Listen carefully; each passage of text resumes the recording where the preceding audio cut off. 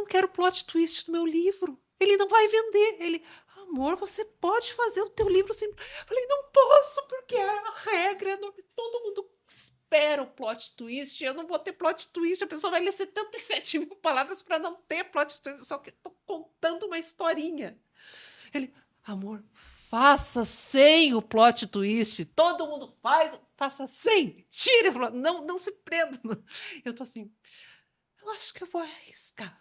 Vou fazer plot twist. Foda-se plot twist. Não vai esperar o plot twist. Não vai ter. Vai chegar até o fim. Você não chegou ainda no final da construção. Não, eu tô em 52%. E nós estamos só começando aqui. Ela nem sabe ainda, mas a gente já começou. E com todo esse calor, essa verve, essa força... A gente não vai falar de narrativa, a gente estava conversando há um bom tempo. Quem está chegando agora, chegou no fim de uma conversa com um ponto de virada para uma outra história. Você vê? Quem sabe num futuro encontro nosso aqui, a gente faça um prequel falando sobre estruturas narrativas, que é uma delícia. Eu não sei se a gente vai ter audiência para isso tudo. Não sei se as pessoas estão tão interessadas assim em saber como que funciona construir uma história. E eu tô com uma convidada aqui para o Contato Imediato de hoje. Eu vou te fazer uma pergunta já, porque magicamente na edição vai acontecer algo. Você vai me dizer como é que quer que esteja escrito o seu nome e qual que é a sua titulação. Ultimamente eu uso Bia Nick, que é N-I-K, que é de Paciornik, que é do sobrenome do meu marido. Uhum. Ainda não sei se, por exemplo, quando eu lançar o livro, se vai ser Bia Paciornik ou Bia Nick, se eu vou manter o Bia Nick. Faço a menor ideia, tá que nem o plot twist. Faço ideia. Você vai fazer um plot twist na tua vida. A gente vai falar disso, hein? Exatamente. E nesse momento eu me considero uma Memórias de uma ex-atriz. Eu tenho até uma página que eu mantenho. Memórias de uma ex-atriz, porque eu não me considero mais atriz. Eu fui, não sou mais. Mas a minha primeira arte foi escrever e é o que eu estou tentando revisitar. Então, nesse momento, eu fui musicista, toquei em banda, fiz 1 milhão de coisas, dei aula, dei curso, blá, blá, blá, fiz fotos, escrevi para Casos e Causos. Hoje, eu não me considero uma ex-artista. Mas, nesse momento, eu estou me redescobrindo. Nós fizemos agora um pequeno... Como é que é o nome disso? Uma pequena escalada, um pequeno espelho de personagem aqui. E a gente vai fazer esse podcast como se fosse, assim, em 3 atos. Olha, gostei. Então, a gente tem um pequeno prefácio, que é até esse momento, quando vai entrar a nossa vinheta.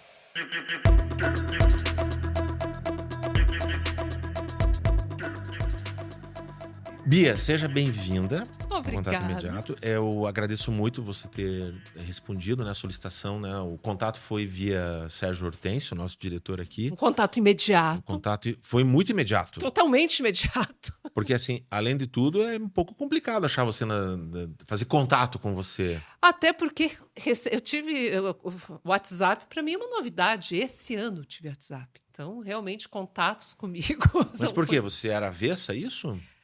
Isso vai estar no livro. Tá bom. É para quem comprar o livro. É para quem comprar o livro.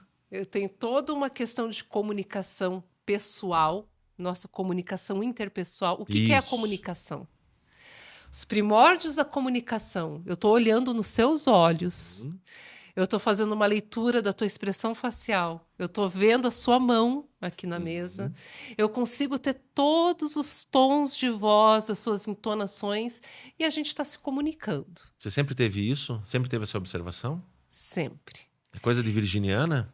Eu não sei se tem a ver com isso. Eu acho que sim, a gente pode fazer um duelo aqui, porque eu não paro também de analisar você, na qualidade de um bom virginiano que eu sou. Adoro adoro análise. Eu queria trabalhar em laboratório para ficar analisando bactéria, ficar vendo bactéria o dia inteiro. É bom analisar. Você queria de verdade fazer isso? Sério? Você de criança queria fazer atriz, isso?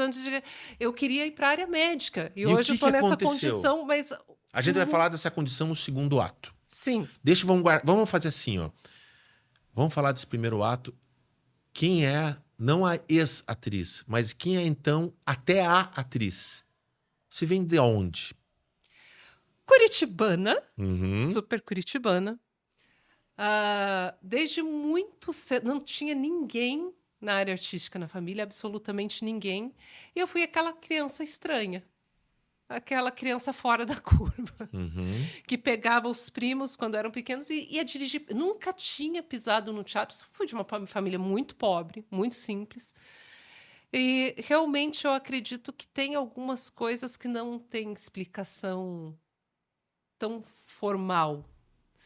Porque por que você pega uma criança que nunca pisou num teatro, ela pega os primos e monta uma peça de teatro, dirige os primos, escreve a pecinha e apresenta para a família sem nunca ter ido num teatro? De onde vem isso? Isso deveria ser um estranhamento? Não deveria ser tão natural isso?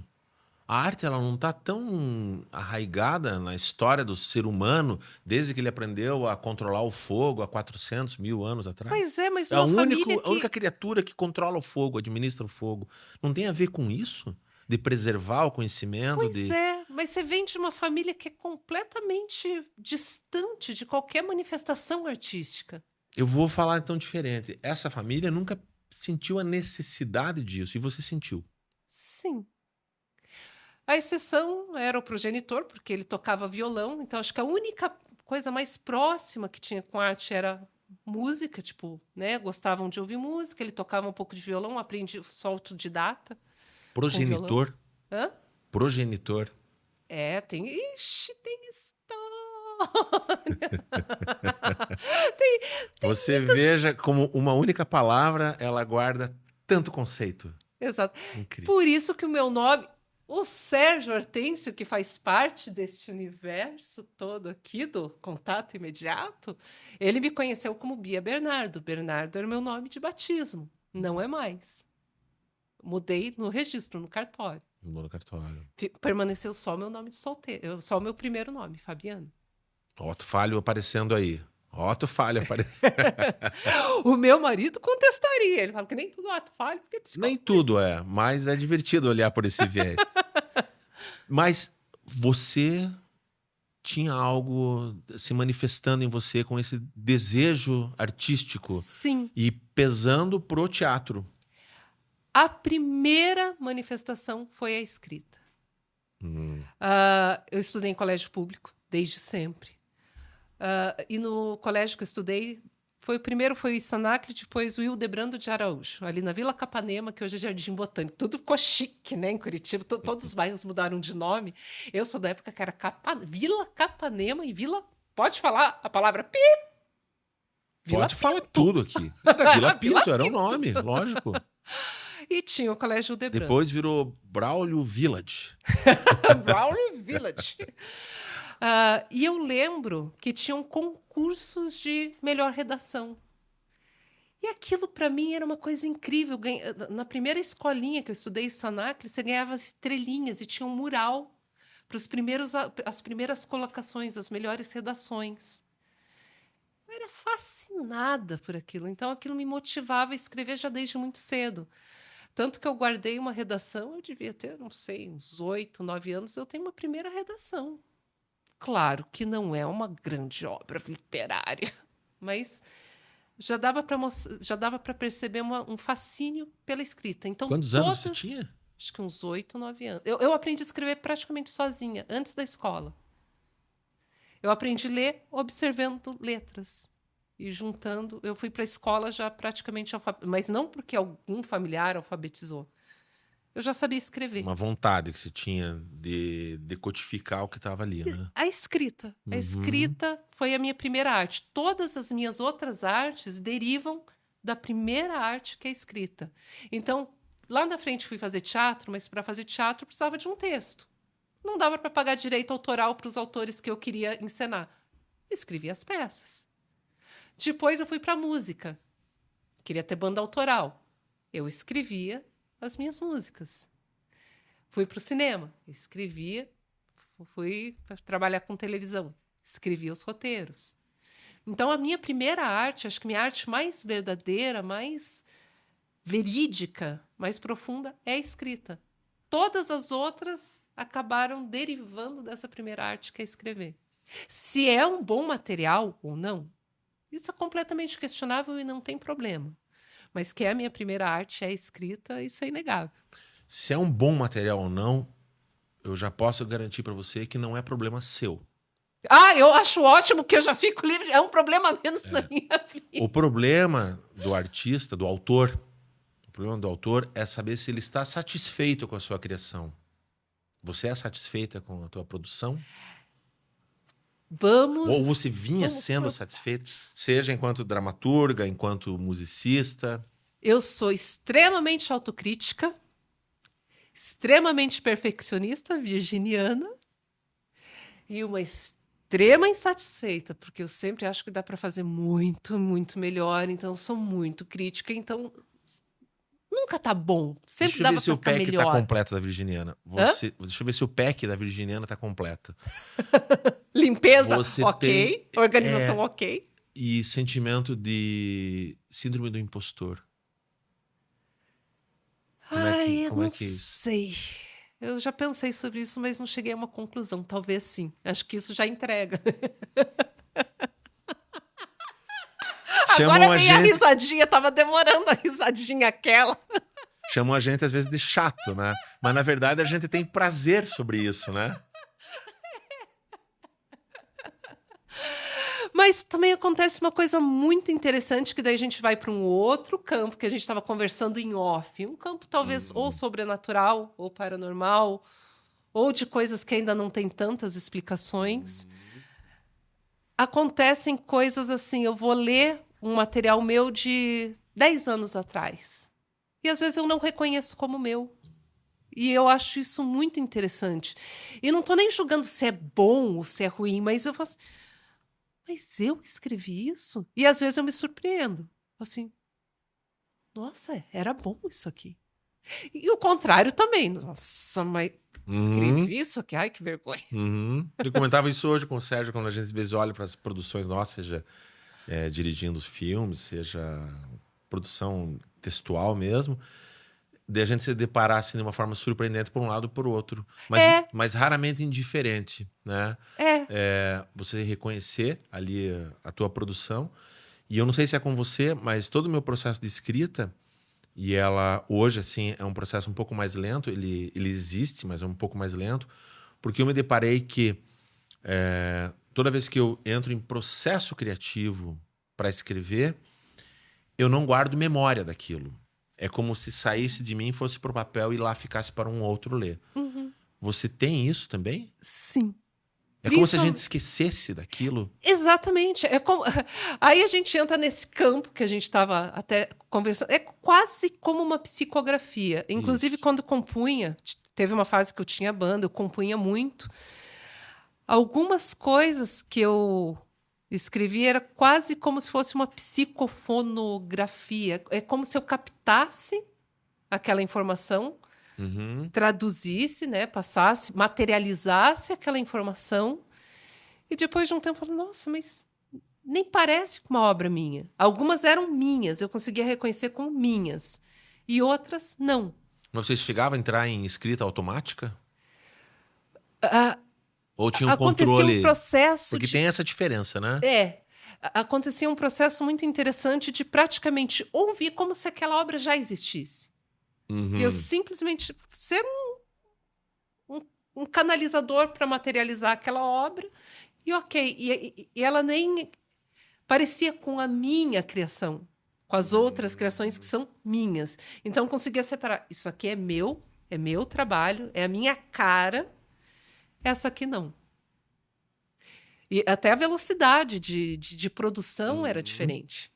Quando eu só canalizava ou materializava aquela informação que já existia, não sei onde ela... Como se fosse a nuvem hoje. É como se eu fizesse um download. É muito rápido. Às vezes uma música vinha pronta, a letra, melodia, música, pronta. Como se eu já ouvisse ela, só fizesse o trabalho de materializar. Como se você buscasse lá do futuro, trouxesse para cá, transcrevesse. Exatamente. E às vezes uma música que era minha. Eu quero escrever sobre mesa preta. Quero escrever uma música sobre uma mesa preta. Ou como Marcela Diné fez outro dia, fazer um samba enredo sobre o paralelepípedo. Você já viu isso? Não vi. Eu recomendo que você veja, quem está assistindo, dá uma pausa e procura. Samba enredo, Marcela Diné, paralelepípedo. É impressionante, ele improvisa na hora. Cara, podia virar um samba enredo de uma grande escola de samba. Olha. Ele se impressiona com o processo. E ele conta como é que vai acontecendo, porque ele vai visualizando, ele pisando na calçada, e o que aquela calçada traz para o corpo. É um processo criativo e é uma delícia. Quem passa por um processo criativo é redundante falar para quem usa isso na vida, sabe? É óbvio que é assim. Mas quem não passa por isso não tem a menor ideia dos hormônios que são descarregados dentro da gente. E talvez ali que a gente entra naquele fiozinho tênue ali, aquele limite entre a loucura e a sanidade, entendeu? Por isso que talvez você quase perde o os controle. Artistas de loucos. Mas você tem o controle. Sim. Por isso que não é louco. Exatamente. Você tem aquele recurso.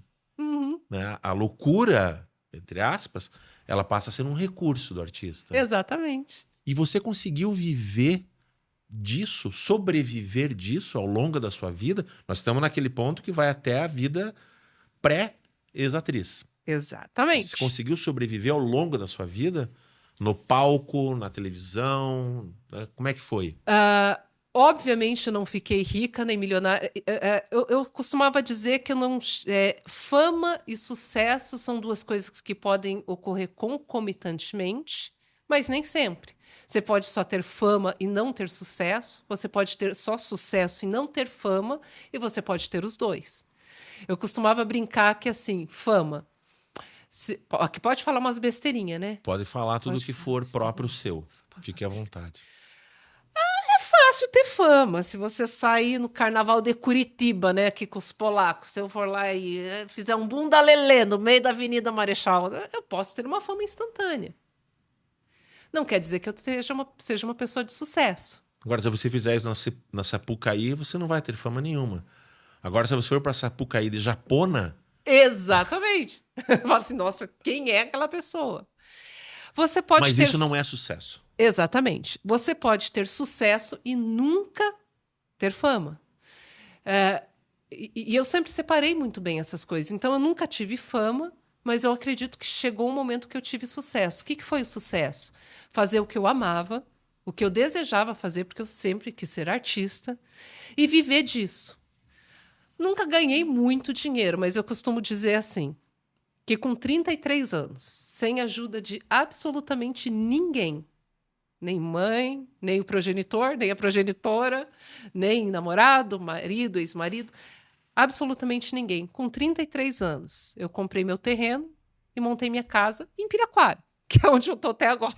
Na região metropolitana de Curitiba, caso alguém que não seja daqui esteja curioso em saber. Aliás, teve um roteiro que foi enviado lá para a RPC muito tempo atrás, da Toca do Peixe, tá lá. Eu fiz toda a história de Piraquara. E eu não morava em Piraquara ainda. Você vê como que a vida ela vai te guiando. Essas coincidências são incríveis. Aconteceram inúmeras histórias dessa, de eu escrever alguma coisa e mais para frente vivenciar.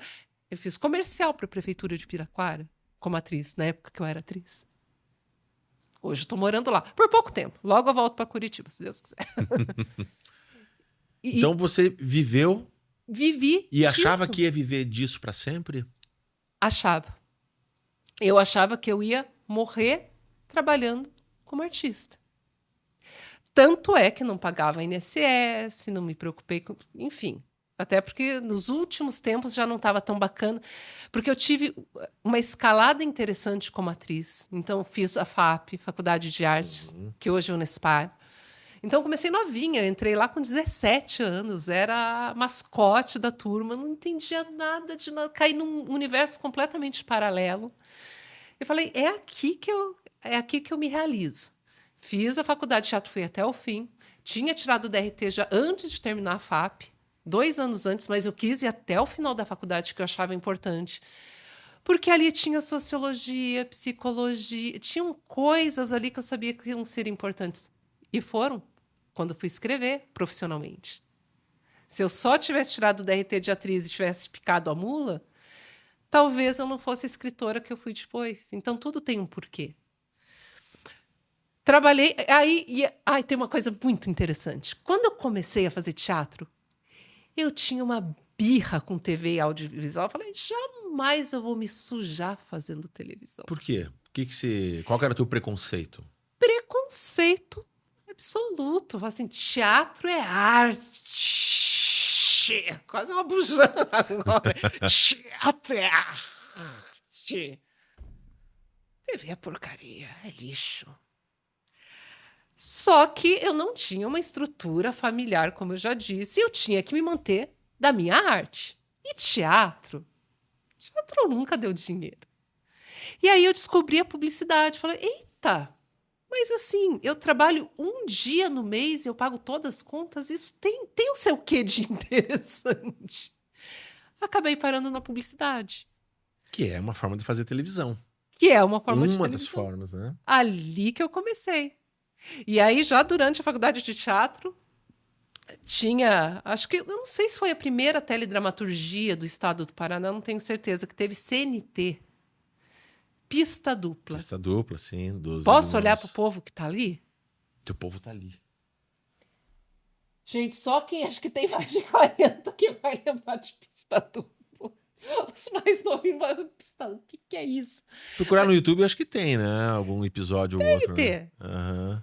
Que era uma série policial, né? É! Pretensiosa. Meio trechona. Isso. Mas eu acho que foi a primeira teledramaturgia que a gente teve do nosso estado. É, policial sim. Historicamente a gente tem lá nos anos 60. Tem novelas, teve nos anos 70 também. É, como assim 77, então... Na tua vida, né? Ela é a primeira. E aí eu me apaixonei. Me apaixonei pelo audiovisual. Paixão pelo audiovisual. Rata de sete, tipo... Tem gente que tá aqui, ali atrás, Sérgio. Ele sabe. A pessoa chegava 4 da manhã para gravar e já gargalhando, feliz da vida, porque ia passar 20 horas gravando. Então eu tive toda essa coisa do comecinho, chegar num auge de estar com 3 VTs. VTs, para quem não sabe, né? São os comerciais de TV. 3 comerciais diferentes, né? De estar com 3 materiais 3 ao ar. claquetes diferentes, falava. Nacional. Tipo, comercial, sabe? 2 comerciais nacionais e um regional ao mesmo tempo. Comprei minha casinha em Piraquara, com 33 anos. Era um luxo. Comprei meu carrinho usado. Então, assim, para quem vivia disso, eu acho que eu cheguei no meu sucesso. Só que tudo muda, o mundo muda, a nossa área foi mudando, tudo foi mudando, o perfil para publicidade foi mudando. Quando eu tinha lá meus 25, 30 e pouquinhos anos, eu era o perfil da publicidade. Eu brincava que eu era pobre padrão. Tipo, eu fazia a dona de... Era a cara da pobre padrão da publicidade. Hoje, E hoje, muito menos para o segundo ato. No segundo ato, a gente explica. Mas esse perfil hoje não é mais a cara da publicidade, não é mais o público-alvo. Tudo mudou. O que a gente tinha em Curitiba de dramaturgia como roteirista, mudou. Os trabalhos foram sumindo.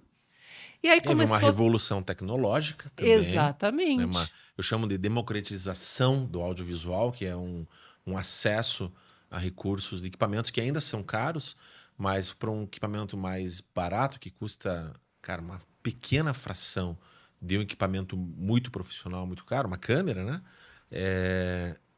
Essa diferença ela é basicamente invisível para o público final. Então houve essa democratização, e hoje assim mais ainda, né?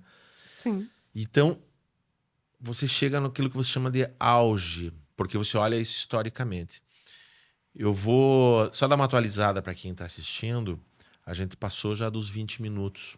Se isso aqui fosse um longa-metragem de 1h30 mais ou menos, a maior parte dos filmes, isso não é pensado, isso é orgânico. A maior parte dos longas-metragens tem aquilo que o Sid Field, que escreveu o Manual do Roteirista, ele decodificou isso, ele não propôs, ele decodifica. Tem o que ele chama de primeiro ponto de virada. Exatamente. Que acontece Vamos para os plot twists! Isso. Não precisa ser necessariamente um plot twist, mas é um ponto de virada que é um evento que promove uma mudança na história. Então, se você assistir qualquer filme longa-metragem, algo acontece ali pelos 24 minutos, 25, 22, 20 e poucos minutos, que é uma pequena mudança de paradigma. A primeira, os 20 e poucos minutos, você tem uma grande ambiência, e aí algo acontece, e esse algo é a razão do filme existir. Algo aconteceu na sua vida, que você chama de auge. O que que é? Aconteceu uma pequena mudança. Fiz as tatuagens. O que para publicidade na época era. Hoje mudou, é isso que eu falo, mudou o perfil. Uhum. Cansei. Deixei o cabelo crescer. Hoje estou quase 50 e com meu cabelão enorme. Na publicidade ele era curtinho. E adivinha onde eu fui parar? Rock and roll!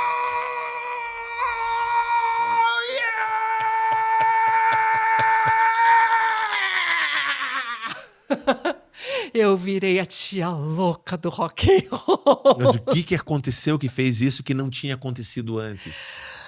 Na adolescência, quando eu tinha meus 13 anos, eu tive o sonho de ter uma banda. Certo. Naquele momento era impossível por N questões. Quem não teve esse sonho? Quem não teve o sonho de ter uma banda de rock and roll? Tá, mas o que que faz acontecer você transformar esse sonho em realidade? Terminei um relacionamento, um casamento longo. Já estava desgostosa com algumas coisas num trabalho que eu já fazia há muito tempo, no audiovisual, Ibiriri Barará. Já estava insatisfeita com N coisas. Vontade de ter a minha cara, porque na publicidade eu não podia ter. Eu tinha que ter unha pintadinha, a pele cuidadinha, cabelo cortadinho. E eu sou um moleque. Eu tenho uma essência. Então eu estava encarcerada naquele perfil de mãezinha de publicidade. Eu falei, gente, não aguento, eu quero ser eu. Terminei um casamento e falei, vai ser agora. Não foi uma virada boa? De uma virada. Ou seja, quando houve um eclipse entre algo interno seu e algo externo, essa pororoca promove isso. Amei a pororoca, mas pororoquei bonito. Faz sentido Surfei isso? na pororoca. Faz sentido olhar dessa forma, assim, pra trás? Total. E aí, porque assim, aí é que tá. Lembra Agora nós que estamos no segundo ato agora. só pra Tá. fazer só... A gente vai fazer uns callback, buscar ali Só pra algumas fazer coisas. esse fechamento. Lembra que eu falei que minha primeira arte era escrever? Uhum. Eu já escrevia música com 13 anos. Eu já compunha também com 13 anos. Mas ficava guardado. Então, fiz toda a minha trajetória como atriz, barará, barará, teatro, dava aula.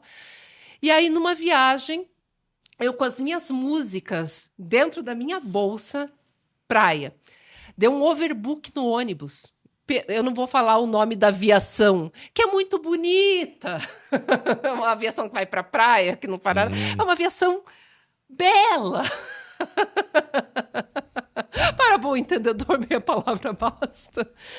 Venderam mais passagens e tipo, tinha mais gente e não tinha lugar no ônibus que eu comprei. Então você tinha que ficar esperando algum ônibus que chegasse e tivesse um lugar para você sentar. Nisso, entrei num desses ônibus que eles Ela estavam... não ia ali pela Graciosa, não, né?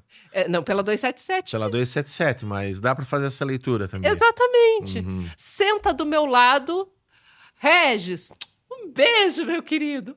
Um rapazinho, magrinho, nanã, era baterista. Eu falei assim, olha as minhas músicas, acabei de registrar na Biblioteca Nacional. Eu tô querendo sair.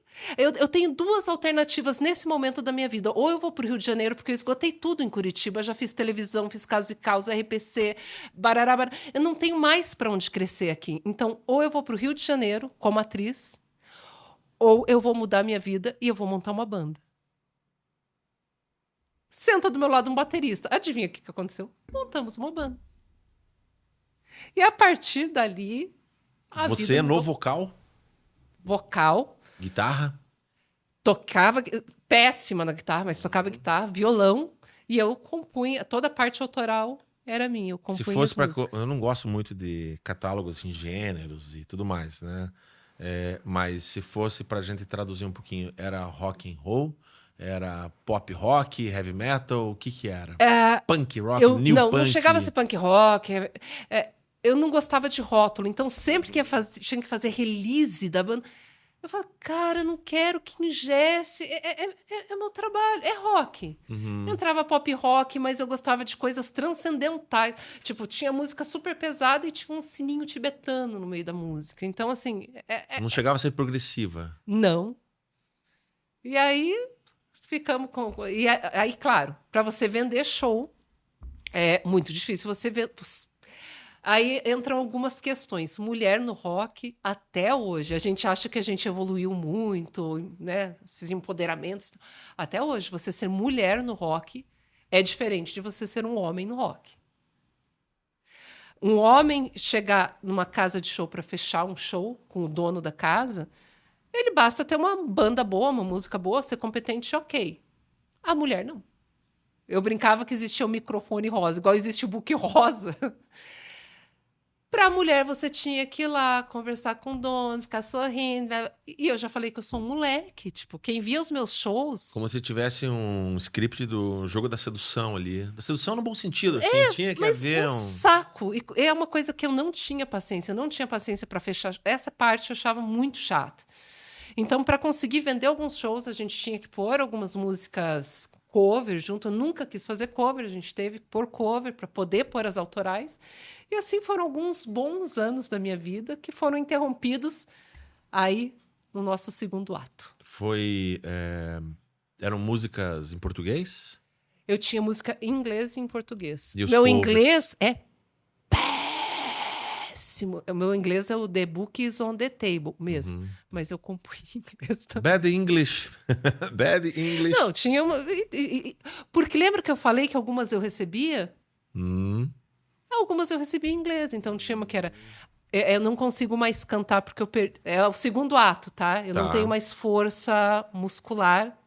Mas tinha uma que era linda, que era assim. I'm flying in the wind, crossing over and... E é toda uma baladinha bonitinha. Recebi ela em inglês. Então, algumas músicas eu recebi em inglês, algumas em português, e outras eu trabalhava que eu quero escrever sobre tal tema. Quanto tempo durou essa aventura? 2012, eu participei do Festibandas, que daí foi já com esse menino, que daí a gente montou a banda. E A olha banda que era um trio, um quarteto? banda completinha, baixista, 2 guitarristas, eu de vocal. Tinha momentos que chegou a ter tecladista. E aí, olha que interessante, com essa mistura, né, da pessoa que vem de teatro, literatura, essa salada. Que nome que eu dei para a banda? Matamoros. Aí você de casa está perguntando de novo, por que eu estou matando os mouros? Não. Maria Matamoros, Hilda Hilst. Me baseei na história dela, na personagem Maria Matamoros, que eu acho. Eu amo os existencialistas. A pessoa sorri o tempo todo e ama meu marido ficar louco. Ele odeia os existencialistas. Eu amo. Eu gosto, mas eu acho meio. Óbvio que é um amor. Eu reconheço que não bate muito na minha frequência, mas acho legal. Acho importante. Batizei a banda de Matamoros. Então você consegue imaginar a densidade das letras já pelo existencialismo e pelo tipo de literatura. Então sempre as coisas foram muito entrelaçadas. E vocês chegaram assim a entrar em turnê de viajar? Ou tinha um endereço local para tocar? Não, a gente fazia as casas aqui de Curitiba. Algumas coisas que a gente conseguia assim, para Ponta Grossa, tipo, algumas viagens pequenas. Aí, banda é muito complicado. É um casamento de 4, 5 pessoas. Um casamento normal de 2 pessoas, você tem seus altos e baixos. Acertar a agenda já é complicado. Em 5, então... Banda, sem dinheiro. Pessoas com objetivos completamente... E eu queria... Eu cresci nessa coisa do teatro, com uma visão muito de mercado. Tipo, objetivo, meta... A virginiana. E músico é um bando de porra louca que bebe, quer se divertir. Não quer ensaiar? Eu me divertia, mas o meu jeito de me divertir é fazendo a coisa certinha. Eu sou a louca que tocava a madrugada toda tomando água. Eu sou a pessoa que era do rock and roll e não usava nenhum tipo de... Deixa eu usar um termo aqui para não derrubar o vídeo. Aditivo. aditivos. Porque eu já nasci com eles. Eles pululam dentro de mim. Eu tô só com o meu almoço. Eu sou vegetariana, então você vê que não tem nem um franguinho aqui para dar todo esse... Acabei de comer meu tomatinho e tô pululando. E músico é um bichinho. Eu achava que ator era bichinho difícil de lidar. Que diretores eram pessoas difíceis de lidar. Vai trabalhar com músico. O cara quer chegar e beber. Guardou muito rancor dessa turma? Oi? Guardou rancor desse pessoal ou não? Poucos. A maioria continuaram amigos, mas alguns que deram uma... Mas por conta de irresponsabilidades. Exatamente. Só. Porque eu sou... E eu tinha um objetivo muito claro. Vamos fazer assim, assim, assim. E a gente vai chegar... Mas eu não consegui achar esse casamento com 4 ou 5. Então, a hora que a coisa estava ficando bacana, material fotográfico bacana, foi pro estúdio, uma gravação bacana, aí um desistia e ia, sei lá, entrava em outra banda.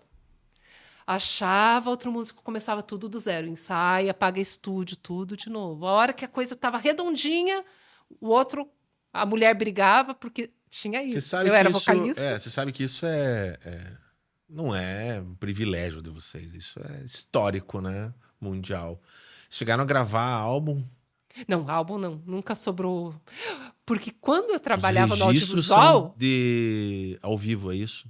Era só... Às vezes eu entrava em estúdio, fazia gravação demo e tal, mas quando eu estava no audiovisual, aquela coisa, cachês, né? Um comercial nacional, uma coisa incrível. Porque eu morei em São Paulo. Essa parte a gente pulou. Eu cheguei a morar em São Paulo, gravei muita coisa por lá. Músico, ia para a noite para ganhar, às vezes, R$50. Então não sobrava. E como não tinha ninguém, nenhuma empresa, não tinha nada para bancar. Aí depois fui para um projeto só acústico com Bruno Brugnolo. Beijo. Agora tá arquiteto, tá lá em Nova Mutum, tá tocando só por prazer. E a gente ficou muito tempo, a gente fez muito bar só com acústico e era muito bacana. Aí só cover, pouquíssima coisa autoral.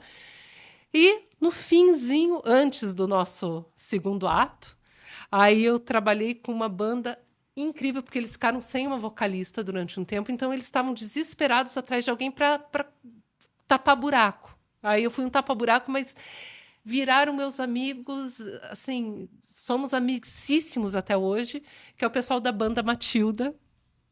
Cris, nossa, 1 milhão de beijos. E esse, sim, a gente foi para o estúdio, fiz uma música, porque tem um herói, até agora, Monte Castelo, da batalha lá da Segunda Guerra, Monte Castelo, a tomada de Monte Castelo, é agora. 21 ou 22 agora desse mês que é comemorado. Dos brasileiros na Segunda Guerra Mundial. E a gente tem um grande herói. E herói não é aquele cara que saía para acabar com as pessoas. O cara era herói porque ele era um soldado diferente de todos os outros. Ele era gentil. Ele se preocupava com a tua vida e com a vida de qualquer um. Ele não deixava ninguém para trás. Isso que está na música. Então, assim, se uma pessoa se feria, ele voltava, ele punha a vida dele em risco para trazer essa pessoa. Ele não deixava nenhum companheiro para trás. Conversei com a filha dele, que se chama Ailda também, por uma grande coincidência. E aí essa a gente entrou no estúdio, acho que foi 2020, 2021. Acho que foi 2021. E aí a gente fez uma gravação linda, que é a balada do sargento Max Wolff Filho. E poucas pessoas conhecem a história desse cara, que é uma pessoa honrada, independente Esse cara de ser é maravilhoso. Eu adoraria poder trabalhar um filme sobre a vida dele. A banda Matilda também. A história dele, a maneira como... eu fiz um pequeno doc com... A mãozinha, então, que momento! O Max Wolff Filho, ele é o cara, assim, que quando todo mundo tinha que... Cara, precisamos ali... Cara, chama ele. Ele montava a equipe dele e saía. Patrulhar, saía fazer alguma coisa. Esse e a cara maneira me como ele emociona. tomba na guerra é impressionante. A maneira como vão resgatar o corpo dele merecia um filme de verdade, assim. Se fosse americano, já tinham filmado há muito tempo. Você entende que a gente tem um herói, assim, Sim. se for, é o que você está falando, nos Estados Unidos, seria o cara que todo mundo conheceria. Sim. Eu me apaixonei pela história desse homem honrado, um ser humano brasileiro honrado. E eu compus a música, porque a ideia era virar um... Quem sabe sai uma parceria... Desculpa, gente, me emocionei, porque realmente Mas isso... moço, quem conhece a história... Entende. Você conhece a As pessoas história. deveriam conhecer mais. Sim, sim. Ele é um grande herói que as pessoas não conhecem. Quem sabe role uma parceria aí da Matilda com você, porque realmente... E aí eu fiz a música pensando, já porque tinha a história de fazer um filme sobre o Maxwell Phillips, perdão. E eu compus a música, e essa é uma das músicas... Lembra aquele processo que eu falei que você recebe coisas? Depois eu passo para vocês o link. Esse a gente fez no estúdio, ele tem o videoclipe. Ele nasceu em Rio Negro, então comecinho, só o comecinho. Depois vocês cortam na edição. É assim. Não, aqui não tem corte. Aqui não, então vai é tirar. Vida real. Então aguenta que é só um... Nasce em Rio Negro, um herói gentil, estrela de bronze, sangue do Brasil. Na FEB se voluntariou Max Wolff Filho. Esse é o comecinho da música. Depois eu vou mandar o link para vocês. Legal demais. Como é bacana a gente conhecer, né, esses valores nos outros, né? Pessoas que inspiram. Sabe que uma das ideias do podcast é trazer histórias de pessoas que, através de suas histórias, inspiram. E às vezes a gente tem isso. Tem a história de uma pessoa que conta a história de uma pessoa que traz uma inspiração. Né? Isso é legal demais. E desculpa a emoção, mas é porque, nossa, essa história mexe comigo. E eu conversei com a filha dele. Olha que coisa. Ficou... Eu nem sabia que ele tinha descendentes. É a Hilda. Ele deixou ela pequenininha para ir para lá e não voltou. Sim. Hoje ela é octogenária, né? Sim. Uma senhorinha velhinha. Eu servi e inimigos combati, mas se sobrevivi, amputado, abatido, é porque Wolff Filho me resgatou. Senhor, sargento destemido, não deixam ferido ou morto pra trás. Muito. Adel Marques canta comigo essa música. Eu já estava adoecendo. E ela tem uma voz... Ouçam, sério. A Balada do Sargento Max Wolff Filho está no YouTube. Você vai se emocionar. Eu vou deixar o link aqui também para quem quiser ouvir. Põe aqui embaixo no texto. E outra virada? Estamos na hora de uma virada? Estamos. A gente está indo para um ponto de virada com uma constatação de que a artista seguiu, mas a atriz começa a encerrar, a cantora começa a encerrar, um tanto por circunstâncias internas, mas rola uma circunstância que é interna também, né?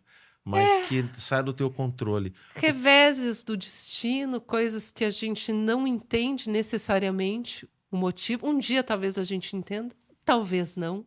Mas mesmo não entendendo, tente explicar o que aconteceu com a tua saúde. Desde criança, eu não fui uma criança com uma saúde normal.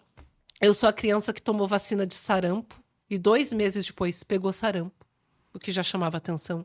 Tive todas as doenças infantis, todas, absolutamente todas.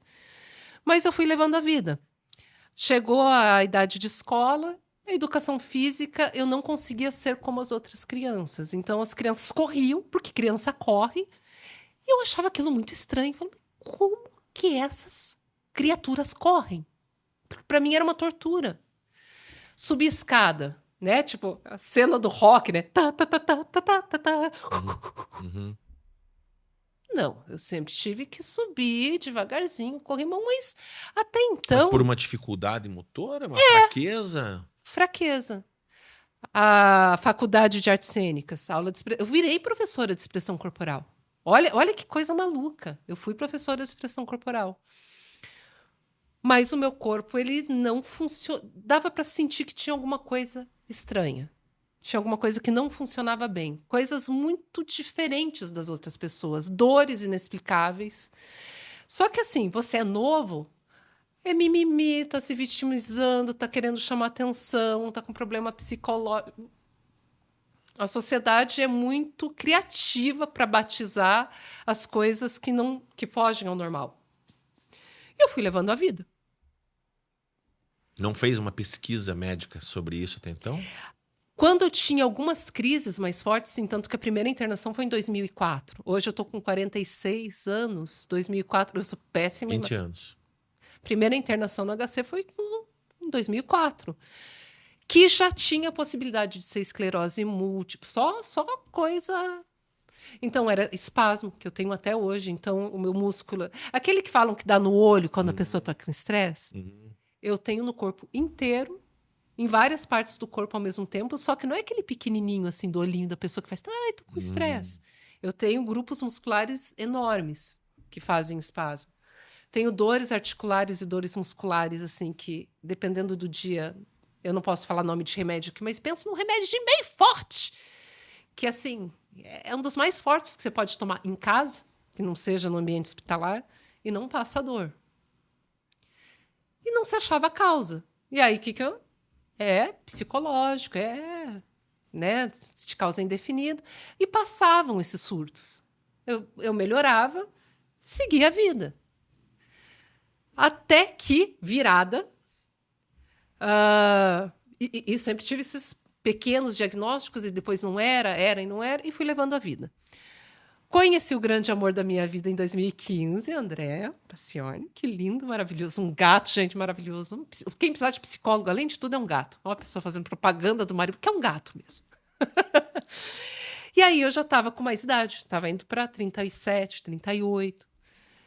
E falei, é agora que eu vou engravidar.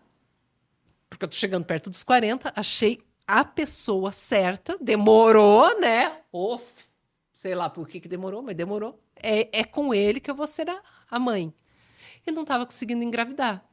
Idade, parará. Começamos toda uma investigação. Endometriose. Ok. E tinha realmente muita dor pélvica também. Fui passar por uma cirurgia de uma videolaparoscopia que eu estava com muita aderência. Eles descobriram que eu estava toda colada por dentro e não se sabe por quê. E essa cirurgia levou 4 horas. Então, eu fiquei anestesiada durante 4 horas. E o nosso casamento era 2 meses depois da cirurgia. Olha, pessoa louca. Opera em outubro para casar em dezembro. E um casamento que a gente fez sozinho. A gente fez um casamento celta, que o Sérgio estava lá. Pode pôr o link também do casamento, que é lindo, casamento celta. Tá no YouTube o casamento? Tá com o Sérgio. Hein, Sérgio? Tá sim. Então, ele coloca o link também. E aí, 2 meses depois, a gente tinha um casamento e a gente fez tudo sozinho. Roupa eu costurei, bolo fake, o bolo de comer eu fiz. Então, a gente fez um casamento porque a gente não tinha dinheiro. Eu já estava na música, lembra? Que eu saí do estrela da TV pro puta, tô ganhando R$50 para tocar na noite. Ele na faculdade, terminando faculdade. A gente fez um casamento inteiro de convite. Eu fiz os convites, pintar convite por convite. Então, o que acontecia? A gente saía para ir para as lojas para comprar insumos para chegar em casa e montar as coisas para o casamento. Recuperei da cirurgia. Aí eu era uma pessoa assim, que apesar de todo esse histórico de saúde, eu andava 8 quilômetros, sempre fui muito ativa. Saía com ele para andar normal, absolutamente normal. Igual hoje eu acordei absolutamente normal. E não estou mais normal, porque minha energia já se foi. Na volta, começava a tropeçar em qualquer pedrinha. As minhas pernas começaram a não... Eu mandava, o meu cérebro mandava a informação, você tem que dar o passo, a perna não dava. Isso começou a ficar estranho e cada vez mais. Um pouco antes da cirurgia, eu já tinha tido um surto, que eu estava na BR. Eu já falei, eu moro lá em Piraquara, mas na divisa com São José. Então, na BR-277. Eu dirigia na época. 110 por hora, com meu carrinho. E um dia, Bela e Formosa, pezinho ali no acelerador, piriri, piriri. Eu passei uns 4 segundos sem sentir minha perna. Ela não existia. Pensa, você está 110 por hora e, de repente, teu membro some. É como se tivesse desligado. Foi um susto enorme. Foi. Segurei firme e falei, vamos. E aí a perna voltou. Então, tinham pequenos episódios. E nessa história, daí depois da cirurgia, aí a coisa, por causa da prova, a gente acha que provavelmente por causa da anestesia, que eu fiquei 4 horas anestesiada, eu tive muita dificuldade de voltar da anestesia. Foi muito difícil de me reanimar da anestesia. Ali disparou de vez. O que eles acham, clinicamente, tenho uma mitocondriopatia. Definitivamente, só vai estar diagnosticado a partir do momento que eu fizer um exame chamado Exoma, que é R$6.000. A gente está na defensoria, porque o plano de saúde negou. Exatamente ontem, a defensoria falou comigo. Estão tentando, acho que a gente está chegando no final, faz quase 1 ano que está na justiça, eu preciso desse exame para saber, porque são 400 mitocondriopatias. São vários genes que podem ocasionar mitocondriopatia. O que é isso? A mitocôndria é a bateria do teu corpo. É a bateria do teu celular. A minha bateria é uma bateria viciada. Então, assim, se eu estou plugada, eu funciono, que é uma maravilha. O que é estar plugada, no meu caso? Bem alimentada, bem descansada, sem estresse físico, que é o que já aconteceu hoje, sem estresse emocional, bem alimentada. Se eu estiver nessas condições, dormindo 8, 9, 10 horas por dia, eu vou parecer uma pessoa normal. Só que eu vou descarregar muito rápido. É um tanque de combustível com grande vazamento. Você vai acabar de ir no posto, você vai encher o tanque, só que teu carro vai rodar 10 quilômetros. E se você acelerar mais, ele vai rodar 3, acabou a gasolina. Então, tudo começa a falhar. Toda a musculatura, respiração, deglutição, digestão, a força muscular, tudo falha. E isso é o que provavelmente eu tenho. A gente só vai conseguir bater o martelo após o exoma. Mas nessa fase de tentar descobrir o que eu tinha, porque daí você começa a fazer muito exame, a gente conseguiu em São Paulo um painel genético, que não é o exoma. Ele analisa pouquinhos genes. O exoma Isso aqui já é do cansaço. O exoma analisa 20.000 genes. Um painel genético você pode fazer com 30 genes, 100. Eu fiz um painel genético por um médico de São Paulo, o Dr. Pedro Sgobi, com 1.300 genes. Nesse painel já veio uma doença raríssima. Eu tenho uma doença que só 40 pessoas têm no mundo. No mundo? No mundo. Essa é a plot twist! Essa é a grande virada. Por isso que eu tô com a camisetinha aqui dos raros. Essa aqui é a camisetinha da Aliança. #raros eu apoio. É a Aliança Paranaense de Doenças e Síndromes Raras. São várias associações. Tem a associação da leucodistrofia da Linda Franco, que é maravilhosa. Conheçam o trabalho dela. Tem a associação da Aline Malaquias, que é de Piraquara por uma incrível coincidência. Ela já perdeu uma filha por uma doença. Essa eu tenho que colar, porque o nome é muito difícil. A gente vai colocar também nos descritivos aí esses links, tá? É bacana, porque é Vanderburg, é bem... existem entre 6 e 7 mil doenças raras no mundo, só que algumas delas, como a Ficazóis, essa já está fechada e é inquestionável, é FCAS2, o nome da doença. FCAS2. Familial Cold Autoinflammatory Syndrome Type 2. O que essa porra faz no corpo da gente? É como se eu pegasse gripe ou Covid com qualquer estímulo. Por exemplo, o ar-condicionado. Mas pode deixar ligado. Aonde eu entrar vai acontecer isso. Então, uma mudança brusca de temperatura, o meu corpo não entende que só esfriou. Ele entende que eu peguei um vírus, uma virose, uma gripe, e eu vou ficar inflamada. Essa pele inflamada é dessas mudanças que a gente está tendo de temperatura. Então, minha pele ela fica toda inflamada, inflama o órgão interno também. Eu tenho febre. Ultimamente, praticamente todo dia eu tenho febre. Então, é como se eu vivesse uma gripe forte todos os dias da minha vida. E isso aumentou? Vem aumentando? Tá. E ela vai gerando outras condições. Por exemplo, agora já afetou o meu coração. Então, a gente não sabe se é da FICAS2, que é essa que tem 40 pessoas no mundo, ou se é da mitocondriopatia. Agora eu estou com uma desautonomia. Então, eu tenho que tomar beta-bloqueador, porque meus batimentos cardíacos, normal, tipo, se eu andar daqui até ali, 150 batimentos. E aí você começa a entrar em crise. Minha pressão, ela desaba. Se eu só ficar em pé, ela vai 7/4. Então, você tem desmaio.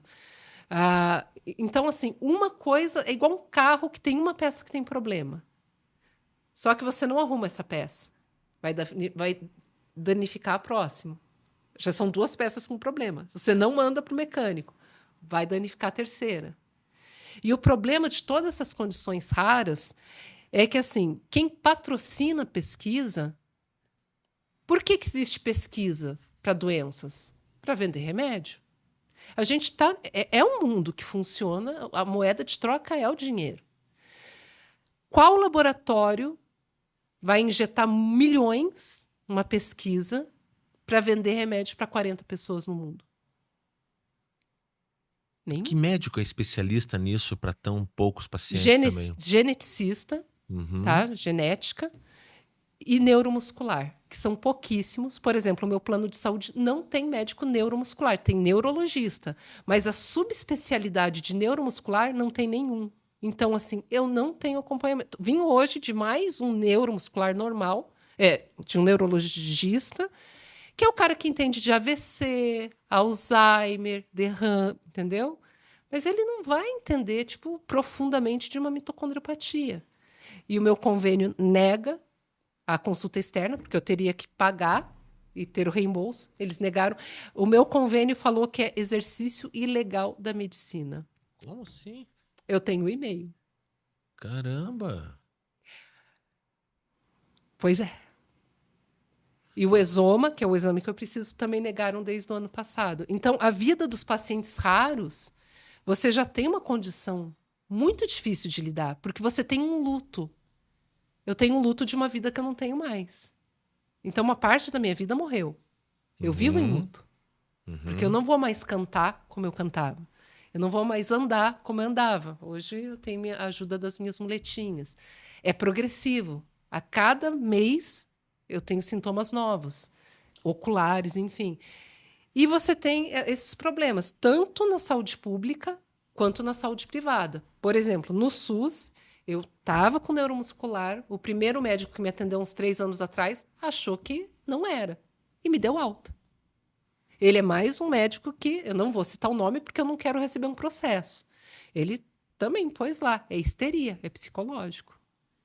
Continuando a pesquisa, fazendo todos os outros exames, todos eles continuaram apontando a mitocondriopatia, tanto que o próprio HC, as outras clínicas, mandaram de volta para o neurogeral, porque funciona assim, um reumatologista daí te manda para o neurogeral, e o neurogeral te manda para o neuromuscular, da enxaqueca, do Alzheimer. Em outubro do ano passado, o neurogeral me mandou de novo para o neuromuscular. Só que outubro do ano passado. Ou seja, 4 meses atrás. A consulta ficou marcada para dezembro desse ano. 14 meses de espera. Para um paciente que tem uma condição que é progressiva, você imagina como que é lidar com isso? Então, todos esses raros, todas essas pessoas que enfrentam essas condições todas, além de enfrentar a doença em si, além de enfrentar o luto, ou por, né, a mãe, por exemplo, a Aline, que perdeu uma filha por uma condição rara, que não é a minha, mas é uma condição rara também, e a outra filha dela tem a mesma condição. Você tem o luto por um parente, ou você tem o luto pela tua própria história, que não vai voltar a ser a mesma, não tem cura. Essas doenças não têm cura. Então, é nesse ponto que eu queria, assim, não é ficar, mas passar, que tem uma expressão que eu já ouvi isso várias vezes na vida, que é assim, se há diagnóstico e há tratamento, segue e vai voltar à normalidade. Se você tiver um diagnóstico, não há garantia de um tratamento nesse caso. Você, em geral, essas condições, você vai ter tratamentos paliativos para melhorar a qualidade de vida. Sim. E, em alguns casos, para você interromper a progressão da doença. Uhum. Mas você conseguir voltar às casas, você não volta. Porque tem perda neural, tem perda de sinapse. Cada condição dessa é única. Então, algumas você só vai conseguir interromper a progressão, outras você não vai nem interromper a progressão. Mas, por exemplo, as mitocondriopatias, que é essa que eu estou tentando descobrir, porque a eficácia eu já sei que tem, eu sei que eu não posso me expor à mudança de temperatura, já tem mais ou menos um manejo, e que é impossível. Curitiba faz 31 graus, no outro dia faz 13. Não tem o que fazer. Mas não dá com escafandro para te dar a temperatura constante, né? Não tem você sentido, não tem né? como fugir disso. Uhum. E algumas condições você... Por exemplo, algumas mitocondriopatias, você, dependendo de que gene é afetado, por isso a importância do exoma, no meu caso. Se é o gene X, eu tenho que, por exemplo, não comer carboidrato. Entendi. Se é o gene Y, eu tenho que comer só proteína. Se é o gene... Entende? Por exemplo, eu descobri que eu sou intolerante à creatina. O que o povo faz para academia, para inchar músculo, ficar gostoso? Tomam de manhã, no café da manhã, tal. Creatina. Isso, creatina. Você não tem, se procura lá no Google, não vai ter nenhum relato de pessoa intoxicada por creatina. Adivinha quem conseguiu ser intoxicada por creatina? Não vou contar isso como uma virada, tá? Sim. Mas eu fui parar na UPA. Não vou usar a palavra que ela começa com o e termina com rendo para não derrubar o vídeo também. Mas isso foi agora, pouquíssimo tempo, porque também nessa coisa de investigar, descobrimos que eu não produzo creatina, é o teu fígado que produz. Uhum. Uma parte é da alimentação, de proteína animal, a outra parte o teu fígado produz. Eu descobri que eu tenho deficiência, então o meu fígado não está produzindo. Porque eu sou vegetariana, mas eu consumo leite, ovo e queijo. E o fígado produzindo era para estar no nível normal. A gente fez um exame no ano passado, repetimos agora e eu tenho deficiência. E que pode ser genética, a gente acha que está por ali, a minha história. Aí o que a geneticista falou? Vamos suplementar. Compra um pote de creatina, Sim. Porque ela vai ajudar no ATP, que é essa geração da energia, já que a mitocôndria, lembra que eu falei que é a bateriazinha ali? Que você tem o ciclo de Krebs. Comecei a tomar. 8º dia de reposição de creatina. Primeiro dia eu já passei mal. Comecei a reduzir a dose. A dose que tem que tomar é 3 gramas. Eu estava tomando 1 grama. Fui para o centro, porque eu tinha consulta, tinha algumas coisas para resolver. E a dor de cabeça, enjoo, não sei o quê. Eu tive uma dor de cabeça tão grande que parece quando fiz a punção lombar. É uma dor de cabeça, tipo, absurda. Aí eu tomei aquele remédio que eu falei, muito forte. Não passou, fui para a farmácia. Falei, pelo amor de Deus, me dá qualquer coisa, porque eu preciso ir para casa e eu não consigo me mexer. Não passou, foi piorando, piorando, piorando. Tiveram que chamar o SAMU. Fui para a UPA, aí depois eu fiz o exame. A creatina estava lá em cima, porque eu não consigo nem metabolizar ela. Raríssimo, você não vai achar na literatura. Então entra nessas raridades. Então, eu sei que eu sou um ser... Todos nós somos seres humanos únicos, né? Mas eu sei que eu sou muito... Eu preferia ter ganhado na Mega Sena. Que é algo único também, né? Mas a vida me reservou ter uma doença que 40 pessoas têm no mundo, que é eficaz, e muito provavelmente uma mitocondriopatia. Nós estamos aqui em condições físicas, né? Certamente. E, incertamente, estamos em condições mentais e talvez chamam de energéticas, Sim. espirituais, são o nome que for, né? Todas elas discutíveis. E dentro dessa esfera externa, existem caminhos que talvez possam, dizem que pode ajudar nessa esfera interna que é a física, né? Como técnicas de terapias holísticas, né? Como terapia Reiki, como um benzimento, como uma cirurgia espírita, como tomar algum floral, tomar algo. Você fez alguma pesquisa nesse campo? Já tentei de tudo. Eu brinco que Certo. eu acho que Algum ganho ou alguma leitura algumas que coisas te sim, explique, pelo mas menos? vamos imaginar que a gente tem uma balancinha. A gente é corpo, a gente é psique e a gente é espírito. É assim que eu entendo as coisas. A gente tem esse Uhum, tripé. certo.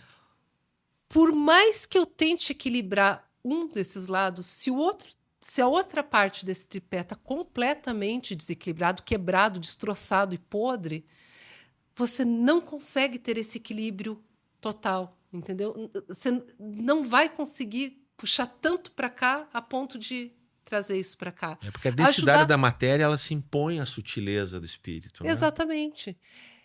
O que eu acho? Do fundo do meu coração, tem coisas e experiências que você vai passar na tua vida que eu não vou passar.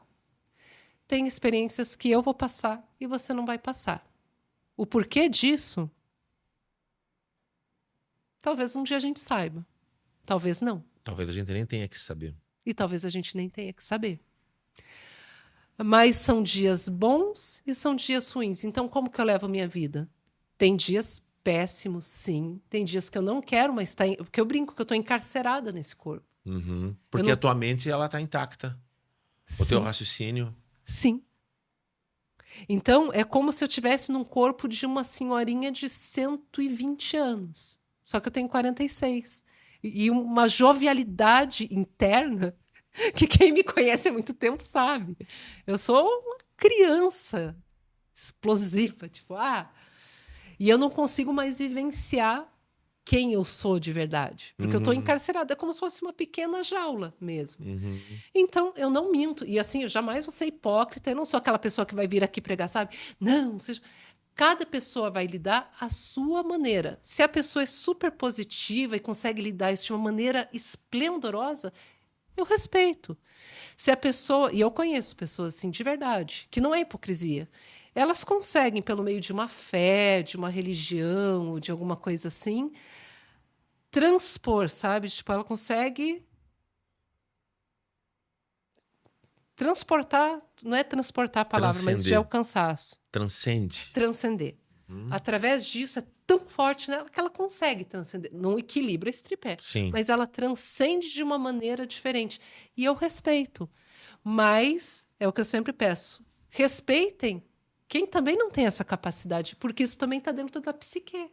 Está dentro do meu histórico, do meu contexto familiar, as experiências que eu tive que a outra pessoa não teve.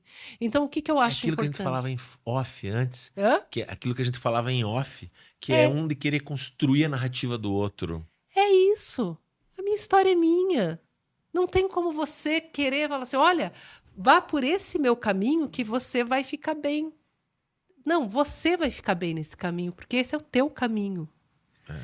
Eu ah, aceito meus dias bons e aceito os meus dias maus. Eu respeito os meus dias bons. Está sendo uma delícia estar aqui hoje, mesmo que eu já estou percebendo, porque eu consigo perceber, de estar conversando, Uhum. o cansaço muscular aumentando, o mental aumentando, mas eu estou muito feliz de estar aqui. É, dá pra perceber que você vai estafando, né? Exato, é a fadiga. Você vai, Fadigando isso. porque o celular, a bateriazinha vai tuc, tuc, tuc, tuc, tuc.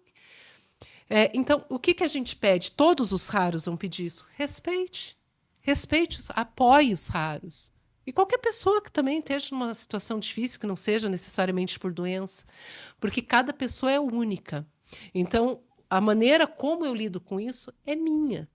Eu não tenho como lidar com isso da sua maneira. Eu tenho que lidar com isso Eu posso receber, eu sou receptiva. Ó, faz isso, tenta isso, ok.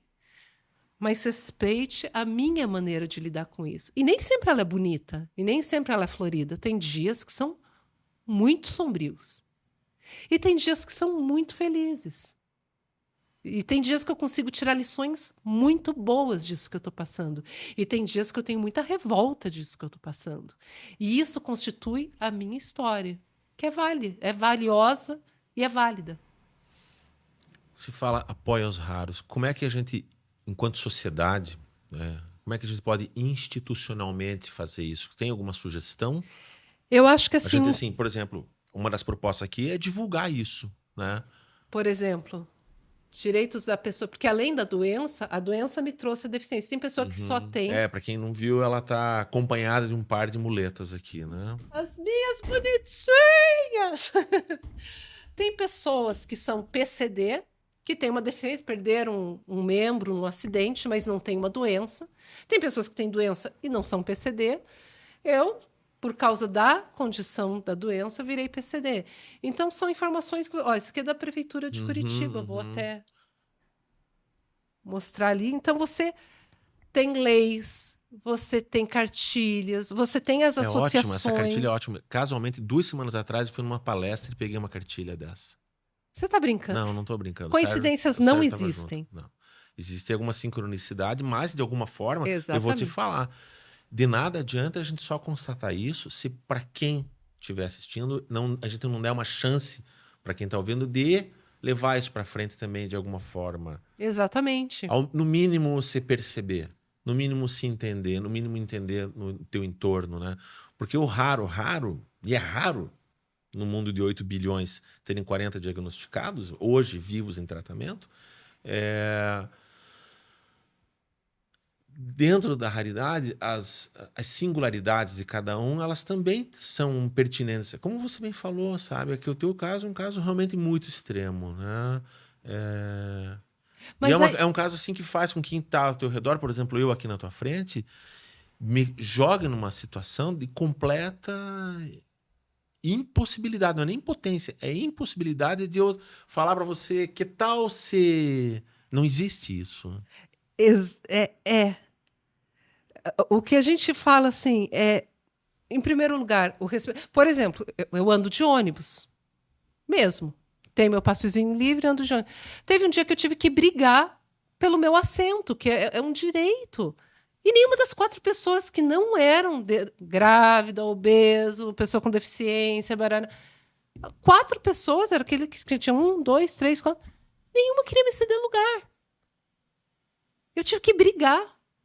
Porque, assim, não é uma questão de privilégio. Acho que sabe, tirar esses estigmas. Porque muitas vezes a pessoa...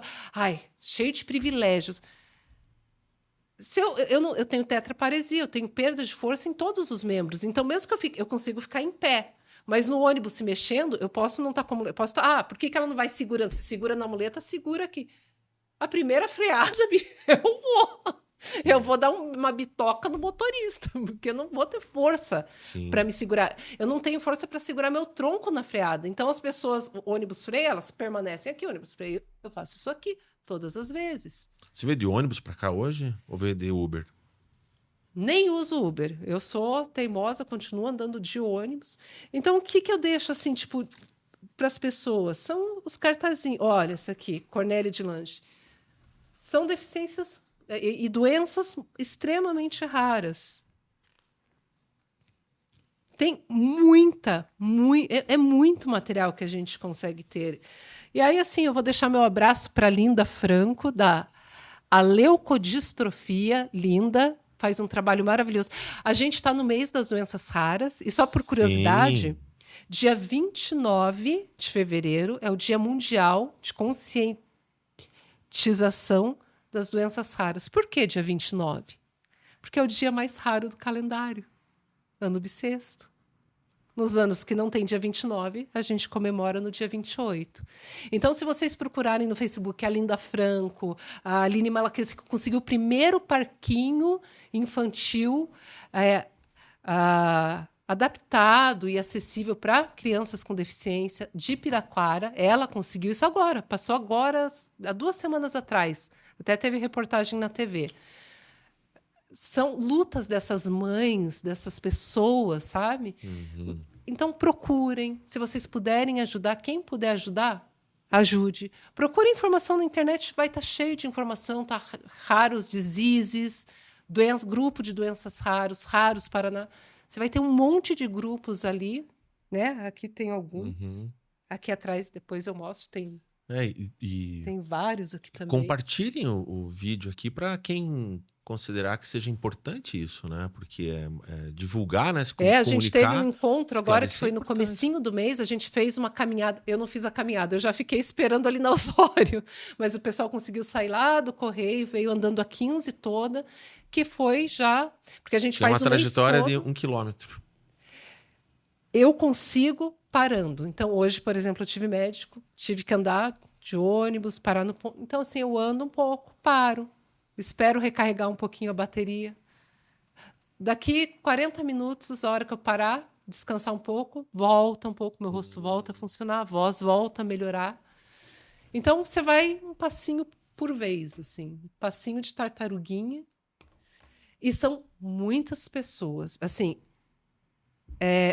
juntos, Sim. somos muitos. Sim, os raros somados são muitos. Somos muitos. Então, prestem atenção assim quando você vê alguém na rua, quando você ouviu uma matéria na TV, preste um pouquinho mais de atenção para ver o que está à tua volta, né? Quem são essas pessoas que estão ao teu redor e conhecer a história, porque assim, eu tenho a minha história e eu me emociono com a história de todas essas pessoas. No dia lá, por exemplo, que foi agora no começo do mês, é emocionante, porque você vê histórias 10 vezes mais pesadas que a minha. A minha não é nada perto das histórias que eu vi lá. Não é nada. Eu só estou em luto por uma vida que era mais agradável para mim. Eu gostava de estar no palco, eu gostava de atuar, gostava de ter independência. Isso é uma coisa que pesa muito. Quem me conheceu sabe que desde os 14 anos eu fui muito independente. Então, hoje, ser dependente financeiramente... Uhum. São pequenos lutos. Mas isso não é nada perto de algumas histórias que você conhece vendo essas pessoas. Então, é isso que eu falo. Apoiem, conheçam, respeitem. Porque, às vezes, a gente vive muito no nosso universo particularzinho aqui, né? A nossa narrativa pessoal. E a gente está cada vez mais assim. Isso. Nossas verdades, entre aspas, né? Nossos preconceitos, nossas determinações sobre as nossas vidas e sobre a vida dos outros, sobre o nosso olhar. Bianic, a gente vai para os finalmente aqui. A gente passou um encontro de quase um longa-metragem, 1 hora e tanto aqui. Ah, que delícia!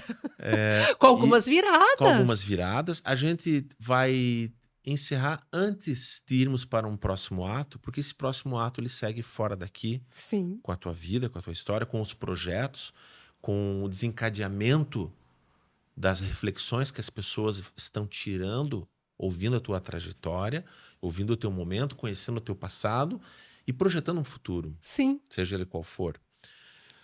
Para quem quer entrar em contato com você agora, você não é muito da comunicação, mas podem te encontrar no Instagram? Não tem Instagram. Facebook? Facebook eu tenho, e eu tenho uma página interessante que Uma vai achar página informações. ótima. É Ficaz 2 e outras síndromes raras. Deixa eu Tá, ver você se... me manda o link depois, eu coloco eu mando o ali. link depois para vocês, que é o Ficaz 2 e outras, que eu falo da minha, mas eu também tento abordar um pouquinho das outras para trazer, porque a gente é muito sozinho, é isso que eu falo, porque os médicos, eles não vão também na faculdade estudar síndromes raras. Sim. Tem isso também. Que não está no mercado também, né? E também porque podem ficar com um consultório esperando aparecer. É o que eu falo. Como ganha na loteria, né? Você vai se debruçar em estudar uma patologia que talvez nunca apareça na sua vida, como a minha, por exemplo? Não. Então, assim, de todos os médicos que eu fui até hoje, desde o meu diagnóstico da Ficaz, que é um diagnóstico fechado, só o médico lá de São Paulo, que é da Unifesp, Pedro Sgobi, é o único que conhece a Ficaz 2. Aqui, nem e um conhece. Então, a analogia que eu faço, imagina hoje você tá dentro de um carro, você tá numa viagem, uma serra cheia de curvas, à noite, neblina, e o teu carro tá com um problema mecânico, que, sabe, com barulho estranho, tá batendo, você tá sem controle. Esse é o teu corpo. E imagina que você vai no mecânico e você nem sabe se vai chegar no destino, mas você para no mecânico e a peça que está com problema, esse mecânico, que é o médico, ele nunca ouviu falar dessa peça. Você imagina como que é estar num carro desse? E você precisa continuar a viagem. Você não pode simplesmente vender o carro, trocar de carro. Eu não tenho como trocar de corpo. Talvez um dia a medicina chegue, né? Tipo, vai me transportar para um corpinho melhor. Mas daí que aprendizado a gente vai ter também? Né? O que a gente pode ensinar às outras pessoas? Então, ninguém quer sofrimento. Ninguém quer. A gente vive buscando a qualidade de vida. E a gente torce para que todo mundo sempre tenha, né? Dor ninguém deseja para ninguém. Só para os inimigos, mas inimigo é sempre um outro parecido com a gente, né? Sem querer filosofando muito, mas tentando dar um ar mais humanitário, né? Que eu acho importante isso. Porque é importante isso. Quero agradecer o seu tempo, seu tempo, seu deslocamento, sua presença aqui, sua troca de olhar, sua generosidade, sua honestidade, sua franqueza, sua coragem. Mais do que qualquer outra coisa por estar aqui. Eu nem consigo ver como uma coragem, eu vejo como... Mas quem está acompanhando a gente aqui reconhece. É porque eu sou... O Sérgio sabe, eu sou um livro completamente aberto. Eu posso não gostar de WhatsApp, não ter Instagram. Eu sou uma pessoa absolutamente transparente. Se eu gosto, eu gosto. Se eu não gosto, eu não gosto. Então, acho que para mim não chega nem a ser coragem. É o que eu sou. E último recadinho. Para os autistas também. E quem tem misofonia. É outra condição que ninguém conhece. Não façam barulho. Quando um vizinho bater na tua porta e falar, por favor, abaixa o som. A tua moto acelerando ou empinando aqui na frente, eu tenho um problema de saúde, eu tenho um filho com autismo, eu tenho uma pessoa com misofonia. Gente, não é frescura, não é intolerância, não é loucura. São condições de saúde. Para um pouquinho e pensa antes de julgar. Lembra que a gente falou de julgamento? Então, existe misofonia, autismo, a gente tem hipersensibilidade sonora. Então, quando o vizinho bater lá, vizinho, dá para baixar o teu tum-tum-tum, o teu funk tá me disparando gatilhos sensoriais. Não é frescura não, gente. É doença. Não queira ter isso na pele. É mais fácil respeitar o vizinho do que sentir aqui dentro da gente.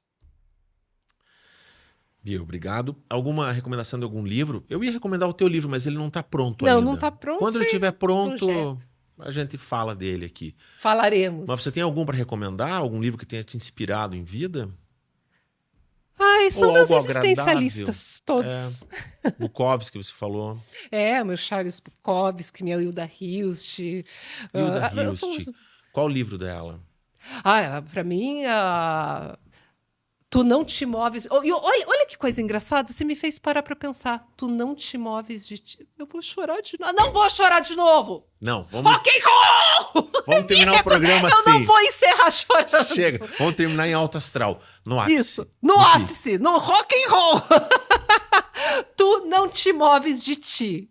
Tu, Glauber, não te moves de ti. Maravilhoso, me emocionou. Porque a tua história, que a tua trajetória é tua. Me emocionou. Foi tão bom. Obrigada. Te agradeço.